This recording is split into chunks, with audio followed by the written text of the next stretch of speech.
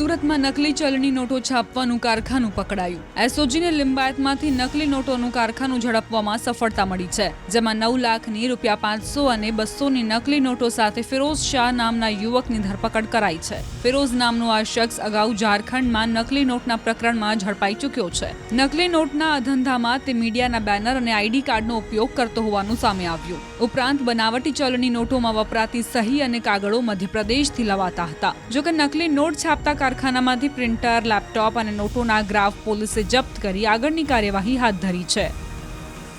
લિંબાયત વિસ્તારમાં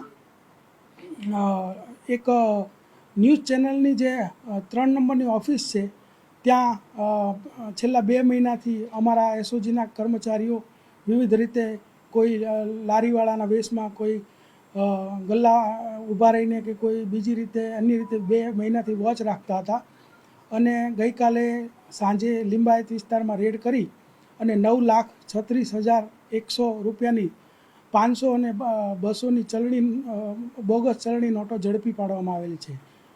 આ જે ઓફિસ છે એના જે માલિક છે તે ફિરોઝ શાહ કરીને છે, તેને તથા તેના મધ્યપ્રદેશના બીજા 2 સાગરીતો ત્રણેયને ઝડપી પાડવામાં આવેલ છે।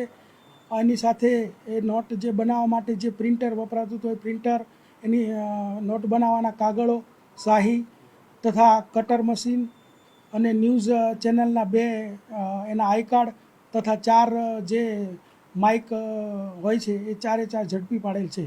આમાં જે ફિરોઝ શાહ કરીને જે આરોપી છે, અગાઉ 2015માં છત્તીસગઢની ઝારખંડની અંદર આવા બોગસ નોટના એક કેસમાં પકડાઈ ગયેલો હતો અને ત્યાંથી તેને હાઈકોર્ટમાંથી જામીન મળેલા।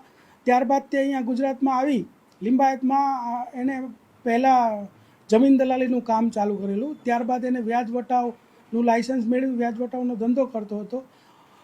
તેમાં તેને ખોટ ગઈ અને 1 કે 2 એના કુટુંબીજનોના ઓપરેશન અને પોતાના પણ આંખના ઓપરેશન કરવામાં 5-1 લાખનો ખર્ચ થયેલો। ત્યારબાદ તેણે આ 2 મહિનાથી આ કામકાજ ચાલુ કરેલું। અત્યાર સુધીમાં અમે જે ગઈકાલે પકડી છે 9,36,000ની નોટો પકડેલી છે અને જે 3100 જેટલા એનું જે કાગળો છે, ઇમ્પોર્ટેડ કાગળો છે નોટ બનાવવા માટે જે ઉપયોગ કરતા હતા એ પકડેલ છે અને પ્રિન્ટર્સ, કટર તમામ મશીનો બધું પકડેલ છે।